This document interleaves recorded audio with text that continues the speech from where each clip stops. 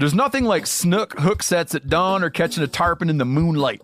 Find your next fishing trip made easy on fishingbooker.com and experience the magic of the Sunshine State or any other destination on your fishing bucket list.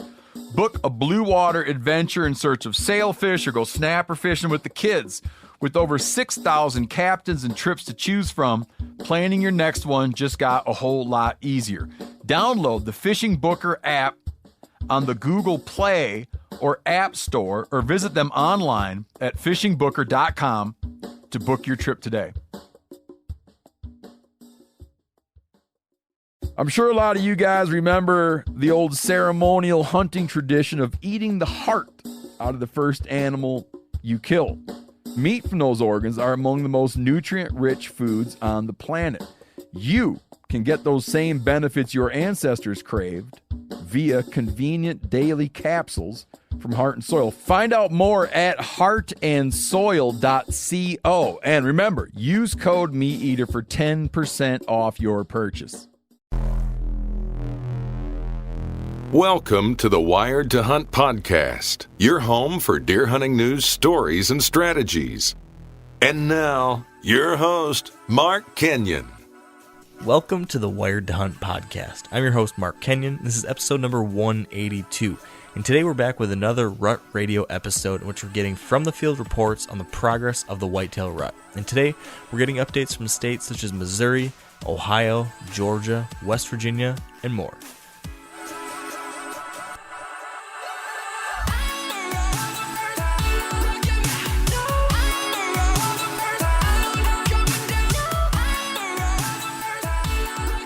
Hey guys, real quick before we get started, just want to ask you for a little forgiveness here because of some audio quality issues you're going to hear coming up here. We had to record our little intro between me and Spencer while I was on the road calling in from a cell phone. So I'm going to sound a little bit different than usual. Thanks for bearing with me, and with that out of the way, we'll kick it to the show. All right, welcome to the Wired to Hunt podcast brought to you by Sitka Gear. And we are back here for another one of our Rut Radio editions of the podcast. And as you can tell from how I sound probably, I'm not recording this in my usual studio because it's the Rut, and I'm all over the world right now chasing bucks. And how about you, Spencer? You've been out and about and talking to a lot of people about deer hunting at least, right?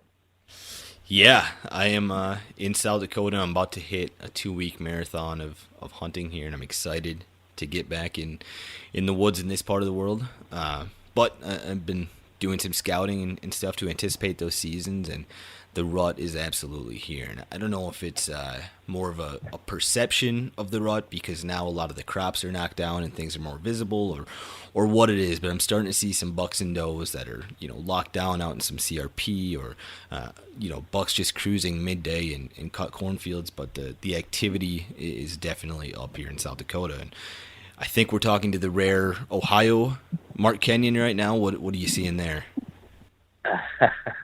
Yes. My buddies have been down in Ohio the past few days. Not a whole lot of action for them so far. I just have got down here, had kind of a slow day, but I've heard from other people there's some good action, some good activity, and I guess we should rewind the tape just a little tiny bit, just in case someone is new and listening for the first time, because I didn't do my usual explanation of what this Rut Radio episode is. So just in case you're not familiar with what we're doing here, on these special episodes of the podcast, we are checking in with a handful of different hunters from across the country to talk about, what me and Spencer have just been mentioning here, and that's the progress of the rut. What kind of deer activities out there, what kind of deer behavior, what kind of conditions are present, what kinds of tactics are working right now. So that's what we're going to do here today, and so that's why, Spencer just asked me here about what's going on in Ohio. I don't have a whole lot to share on the Ohio front. I can say on the Michigan front, that's where I've been the last 9 days, and the activity in Michigan has been really great. The rut activity, at least in my neck of the woods, and from some of my friends who've been out, I would put up there at 8 or 9. Lots of chasing, lots of cruising. I've seen bucks locked down with does. I saw a button buck try to mount his mom. That was a little weird. and I saw some fighting too.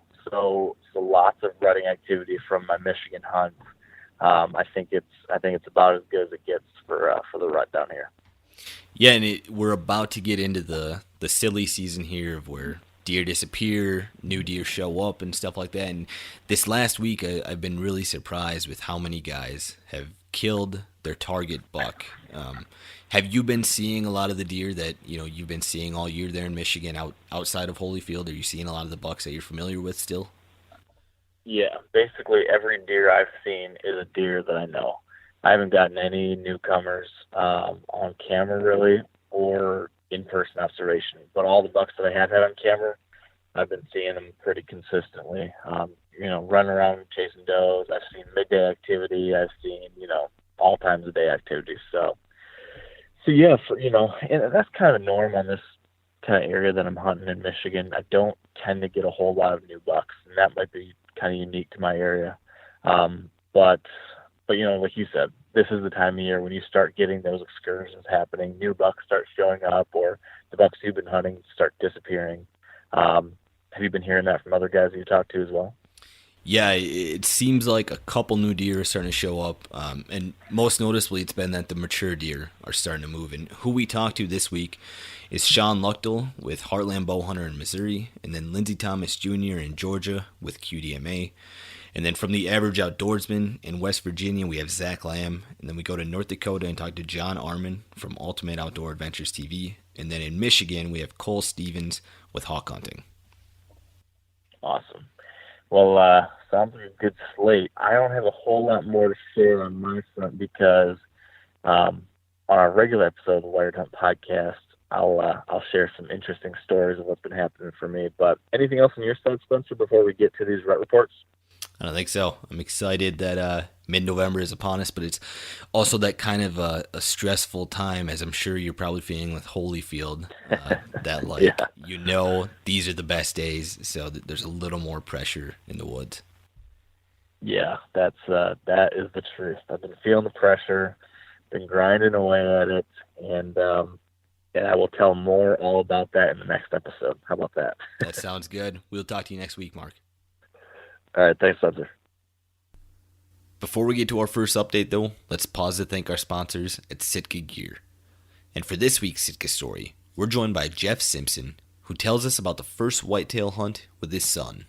Late season last year, my son, who was 12 at the time, he was 11 at the time, getting ready to turn 12, decided he wanted to go out and chase a whitetail with his bow for the first time. So we cranked his bow down and got him shooting pretty well using that Matthews Stoke, and took him out, and we sat in a tree that was probably not big enough for either one of us to be sitting in, but it was one of the better options I had at the time.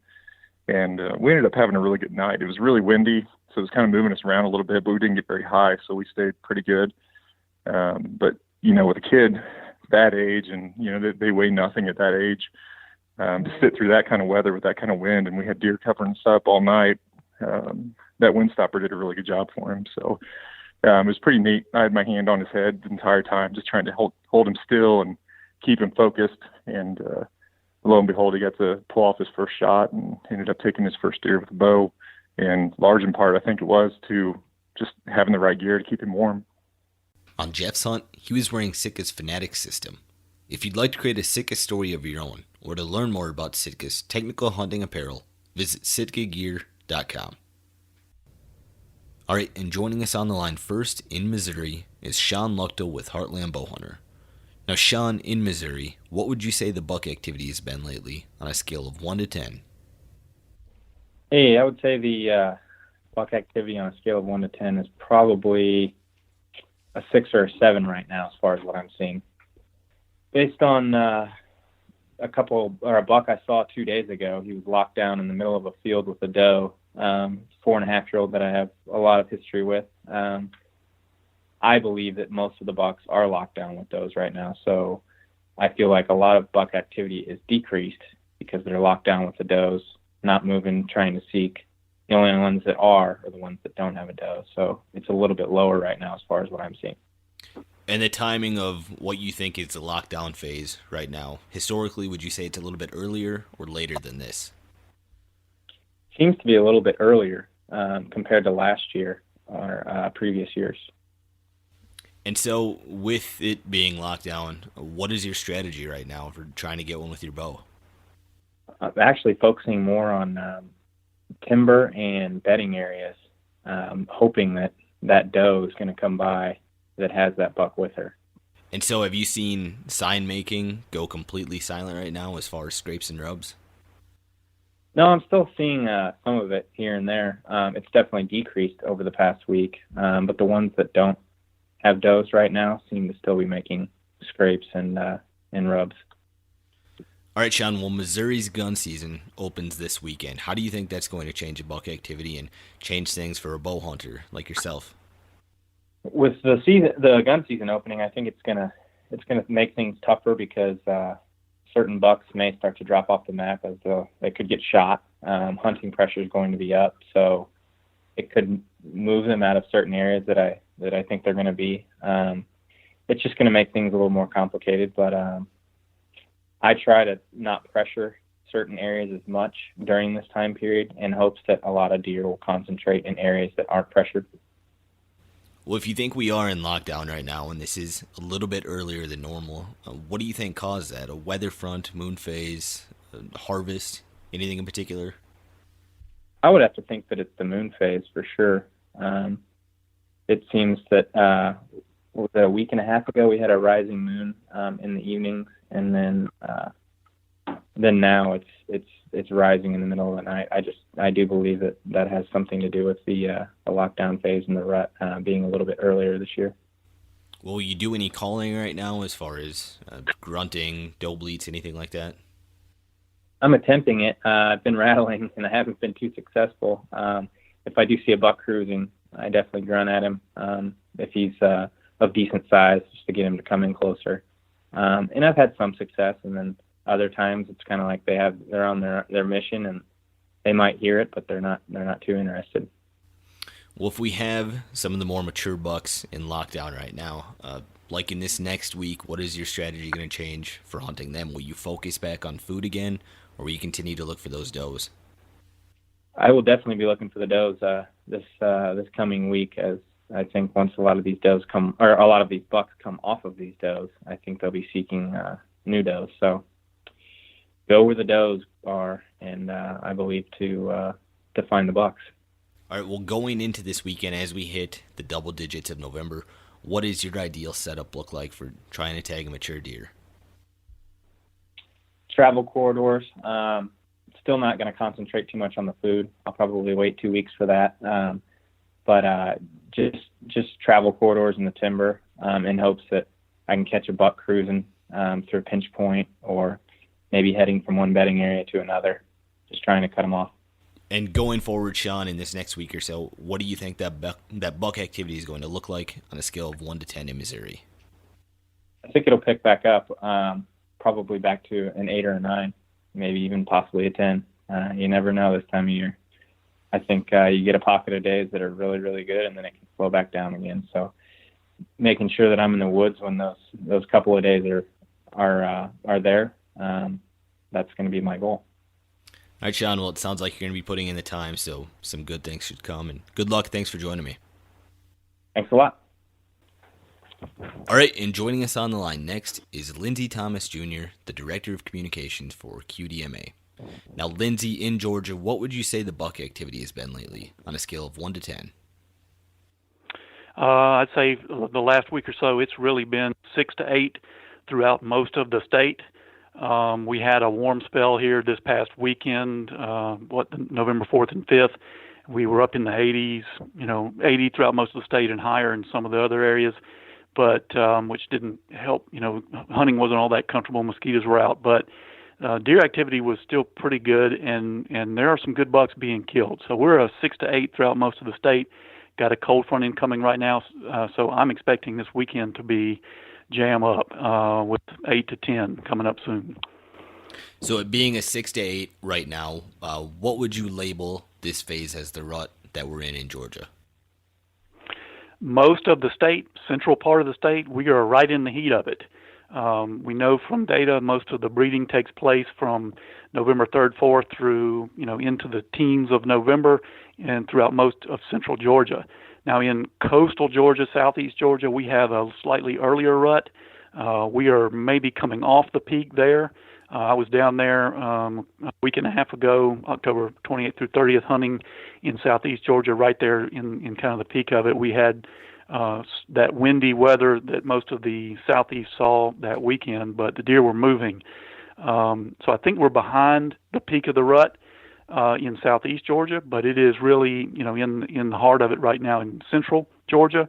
Now, southwest Georgia and northeast Georgia both see a little bit later rut. They get into late November, into early December for their peak, so that's not happening quite yet.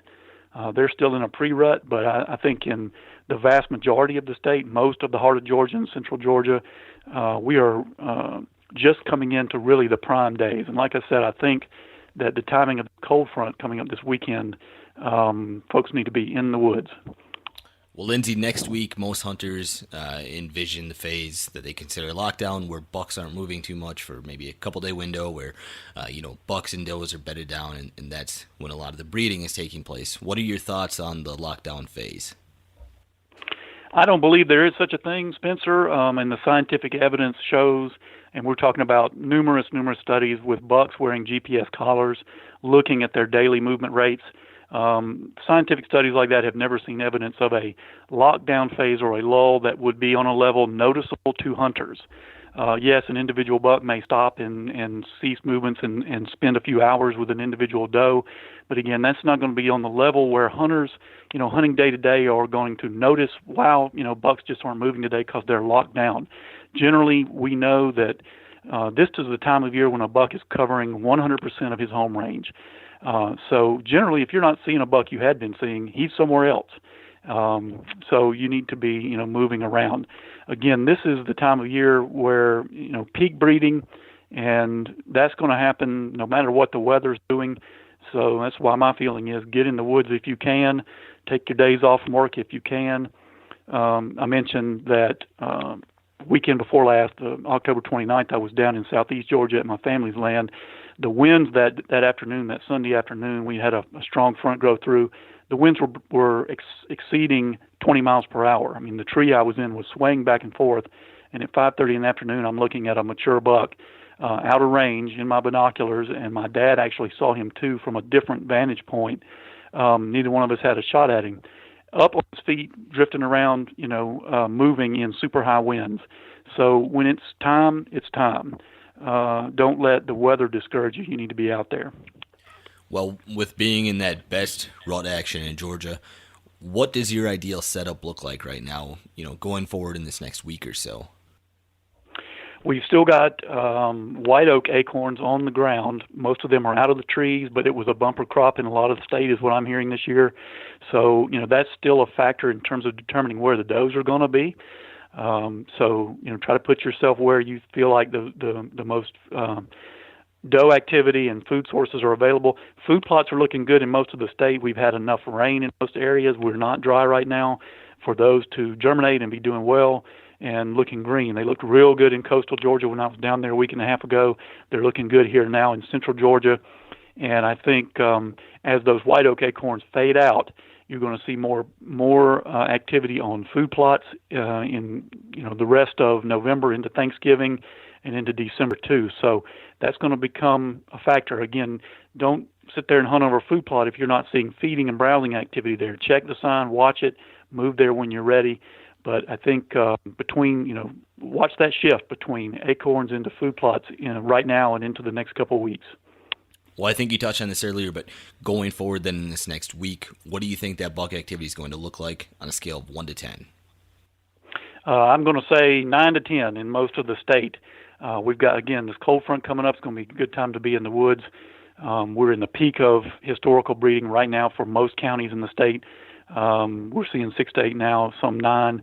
And I think, I'm really expecting to bust wide open this weekend and the next week. Some good deer are already being killed in the state, but I think you're going to be seeing sort of the peak of that coming up here in the next week to 2. All right, Lindsay. Great intel, and thank you for joining me. Thank you for having me, Spencer. Good luck. All right, and joining us on the line next is Zach Lamb in West Virginia with the Average Outdoorsman. Now, Zach, in West Virginia, what would you say the buck activity has been lately on a scale of 1 to 10? Here this week it's been about a 7. It's been warm. We're starting to get a cold front coming in, so the activity's slowly starting to pick up. It's been hard hunting here because of the mass crop, so we really don't have. You can't pinpoint the deer in one general location because they're scattered out all over the place. So what sort of rut activity have you observed so far in early November? Are you seeing some seeking and chasing? Have you seen any bucks locked down? What have you observed? We're seeing some chasing. It's starting to slowly pick up. Mostly younger bucks, though, and 2.5-year-olds. We're not seeing a whole lot of older deer, which the older deer around here are only 3 years old. At the oldest, you'll have a 4-year-old. So they're still laying low and hanging tight, and they're still coming in at night. We're slowly starting to get some daytime pictures of them, but we are starting to get more and more pictures of bucks that we haven't got to see all year. So they're slowly starting to filter in. Now, are there any food sources in particular that you'll focus on as we hit the double digits in November? Food sources for us this year is going to be mainly oak. Like I said, the mass crop hit hard. We normally focus on some public land food plots and stuff, but the deer just don't seem to be coming out in the field during the day because of all the mass in the woods. They don't have to go anywhere to really feed. They get out of bed and they're right there in their feed. What about with sign making? Are you seeing an increase or decrease in sign making with rubs and scrapes? The rubs are about the same amount they was in early September. The scrapes have slowly started to increase. There's starting to be a lot more sign, but the scrapes don't seem to be. They're active, but we're not getting the bigger deer. Don't seem to be hitting them as hard as like the younger bucks are. Well, getting into the best days of November here, what does your best setup look like for the rut? My stand location is going to be we're mostly in hill country, not real steep, not mountains, but not flat lowlands either. Around here, there's a lot of timbering that goes on, so my stand location is going to be like a bench or an old tram road that's between a bedding area and a big oak flat or something, and try to catch them in like a transition between their bed and their feed, or from the feed back to their bed. But like I said, with the sparsity of our oaks, you'll have a patch here and a patch there. There's nothing really of 100 acres of oaks. It's more like 2 or 3 acres here, and then you'll have a bunch of hickory and beech, and then you'll have 2 or 3 acres of oaks. So it's hard to really pinpoint the deer, but just kind of climb into your favorite patch of oaks and hope and pray that one comes running by. And going forward then in this next week or so, what do you think the buck activity is going to be on a scale of 1 to 10 in West Virginia? Like I said, we're getting a big cold front coming in at the end of the week. So I think that's going to bump us up from probably a 7 to maybe a high 8, 8.5, maybe a 9. So our rifle season comes in 2 weeks. So that our rut always hits about a week before then. So that ought to be pretty well peak time for us within the next week. All right, Zach. Well, good luck with that cold front, and thanks for joining me. All right. Thank you, Spencer. Before our next caller, though, let's pause to thank our sponsors at Whitetail Properties. And this week with Whitetail Properties, we are joined by Tony Hansen, a land specialist out of Michigan. And Tony is going to be telling us about how hunting strategy changes in pressured states like Michigan.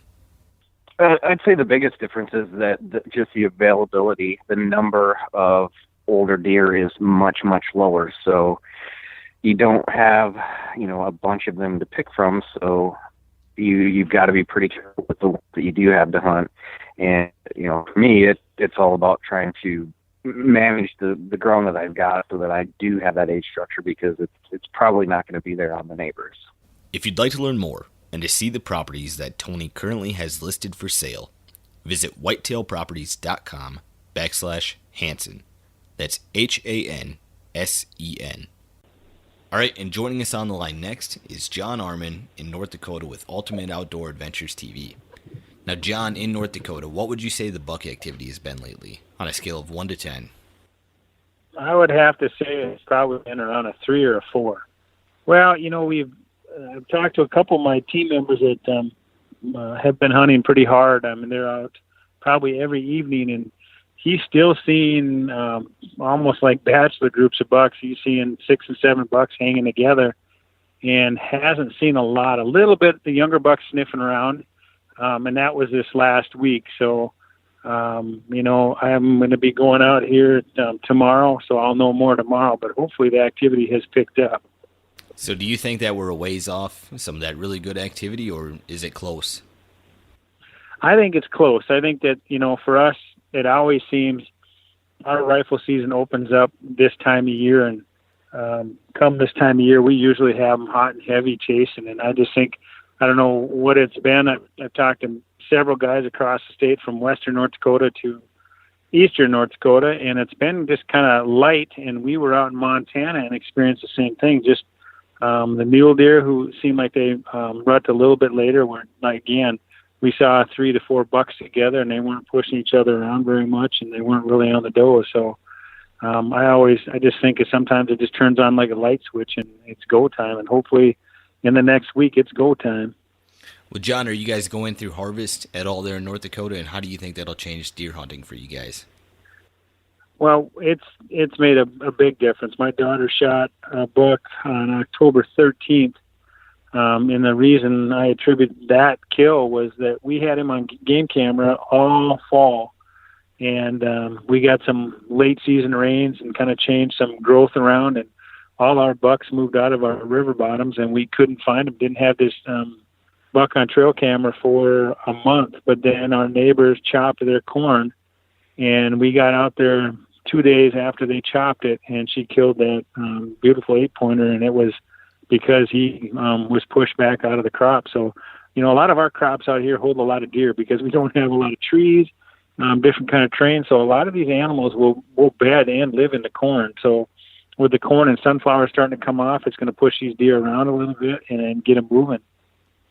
Well, what are you seeing for sign making right now, or finding that rubs and scrapes are still active?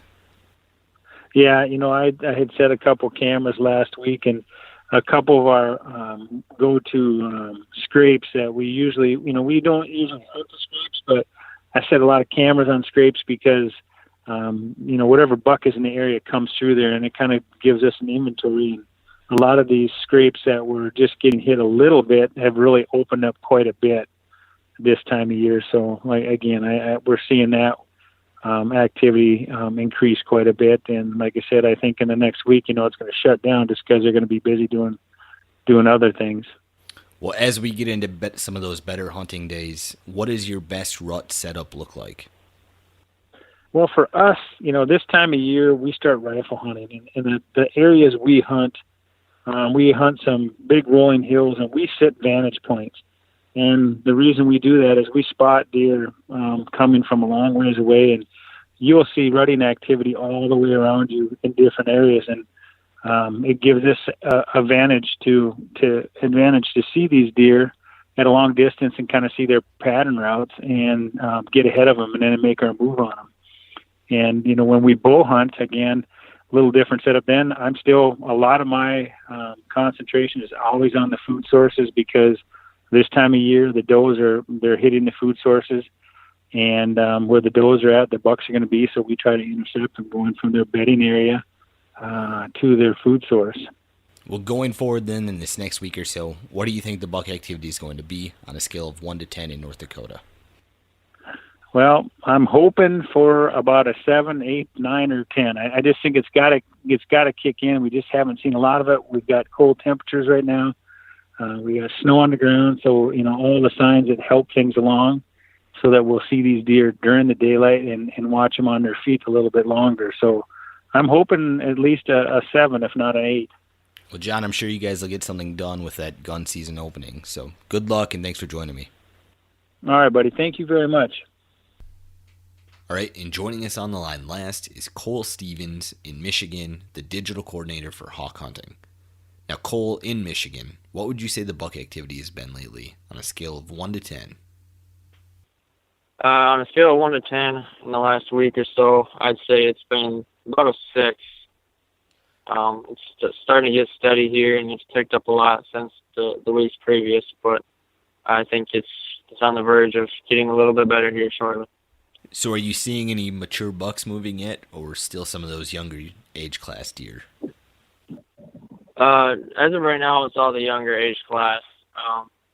Personally, it looks like online, just the threads and stuff I looked at, that they are starting to pick up significantly. Facebook and social media and stuff really shows you what the other part of the state is doing. And personally, most of my deer, the bigger the deer that I have on camera, are still all nocturnal. So how aggressive are you going to get then with that deer activity picking up a little? Are you going to try any calling? Are you going to move in and bedding yet? Yeah, I'm going to kind of play it by sight and sound. And lately I've just been hunting our normal feeding areas, whether it's a food plot or just on the way to the food plots. Just trying to follow the does is my big thing right now. Whatever they're doing is what I'm going to be trying to get to. And then kind of just tracking to see if these bucks are going to show themselves during daylight in the next week or so, or if they're going to keep holding out and waiting till dark. Well, with some of our best days of hunting ahead of us here shortly, what does your best rut setup look like? Personally, it's going to be pinch points. Just what I hunt in within 300 acres of just straight woods pretty much, so I don't really have that field edge advantage or anything like that. I just got to find where these deer are cruising between bedding areas, between food plots, where the pressure is, on bordering properties. There's a lot of small parcels around me, so if I can just find those little honey holes where these bucks feel comfortable cruising through, that's going to be my perfect setup. And have your trail cameras changed lately as far as location, or are you still running the same setups as you were in October? Most of them are the same, over large areas. I did switch a couple and put them over rock scrapes or the scrapes that popped up, and that seems to be the hot spot right now, is just putting them on those. But I'll probably be transitioning those soon to back to the more open areas to try and see what these deer are doing. Now, have you heard any reports yet in Michigan of does and bucks being locked down? Not yet, no. Just, I don't know what you would even call it, but the phase just before that, just the chasing has been light. Usually the stand that I sat tonight would be a perfect stand to really observe that type of movement. And, it was quiet. They weren't cruising through, so I think, like I mentioned, that they're still bigger deer starting to get their noses wet, and they're going to be looking really shortly and then locking down here. Well, going forward then in this next week or so, Cole, what do you think that buck activity is going to be in Michigan on a scale of 1 to 10? On a scale of 1 to 10, I'd say about an 8. Michigan's shotgun and rifle season starts a week from today, actually. So that's going to be quite the stir in the woods. It always is for buck activity. Usually the first 2 days of shotgun and stuff are killers, just because the bucks are up on their own feet and different pressure and whatnot. But after that, I think it's going to probably die right back down for a little while until these deer start to feel more comfortable again once the weekend warriors and the opening day guys are done blasting. But yeah, in the next 7 to 10 days, I think it's going to be really good hunting. All right, Cole. Well, I hope you're able to get it done before the Orange Army hits the woods. So good luck, and thanks for joining me. Yeah, thanks, Spencer. And that concludes this week's episode of Wired to Hunt's Rut Radio. I hope those all-day sits haven't gotten to you yet, and that you still have some left in the tank for mid-November. We'd like to thank our sponsors at Sitka, Whitetail Properties, Whitetail Institute, Huntera, Matthews, Maven, Yeti, and Trophy Ridge, and we thank you guys for listening. As always, stay wired to hunt.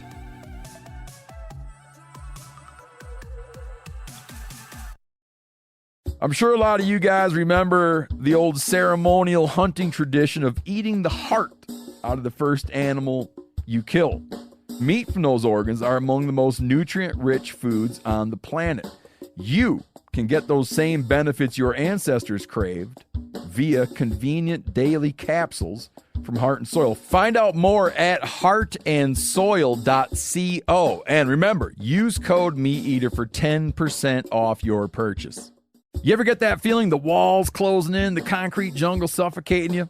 You crave some wide open spaces, the chance to connect with nature, maybe in a spot all your own. Well, head over to land.com. They've got ranches, forests, mountains, streams, you name it. Search by acreage. You can search by location. You can search by the kind of hunting and fishing you're dreaming of. Land.com. It is where the adventure begins.